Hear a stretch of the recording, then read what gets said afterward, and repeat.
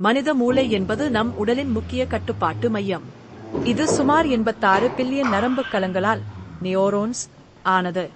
மூளை தான் நினைவுகள், சிந்தனை, உணர்வுகள், இயக்கம், மொழி, கற்றல் போன்றவற்றை கட்டுப்படுத்துகிறது. மூளையின் முக்கிய பகுதிகள் மற்றும் அவற்றின் செயல்கள். மூளை கலவை, சேரேபுரம். மூளையின் மிகப் பெரிய பகுதி. சிந்தனை, அறிவு, நினைவாற்றல், கற்றல், தீர்மானம், மொழி, கற்பனை போன்ற உயர் செயல்களை செய்யும். 2 பாகங்களாக பிரியும். இடது பகுதி கணக்கு, தர்க்கம் மற்றும் வலது பகுதி கலை, படைப்பாற்றல்.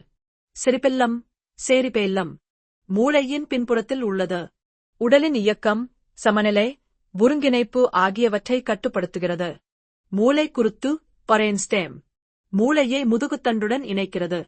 மூச்சு விடுதல், இதயத் துடிப்பு, இரத்த அழுத்தம், தூக்கம், விழிப்பு சுழற்சி போன்ற அத்தியாவசிய செயல்களை தானாகவே ஒழுங்குபடுத்துகிறது. மூளையின் செயல்முறை. நரம்பு கலங்கள், நியோரோன்ஸ், ஒன்றோடு ஒன்று மின்சிக்னல், எலக்ட்ரிக்கல் இம்பல்சேட் மற்றும் நியூரோடிரானோமீட்டர்கள், கெமிக்கல் மெசேஞ்சர்ஸ் மூலம் தகவலை பரிமாறிக் கொள்கின்றன. இந்த தகவல் பரிமாற்றம் தான் நம் சிந்தனை, நினைவு, உணர்ச்சி, செயல்கள் ஆகியவற்றை உருவாக்குகிறது. சுருக்கமாக, மனித மூளை என்பது நம் உடலின் கணினி போல செயல்படும் மையம். இது உடல் இயக்கம் முதல் உணர்ச்சி வரையிலும் அனைத்தையும் ஒருங்கிணைத்து நடத்துகிறது.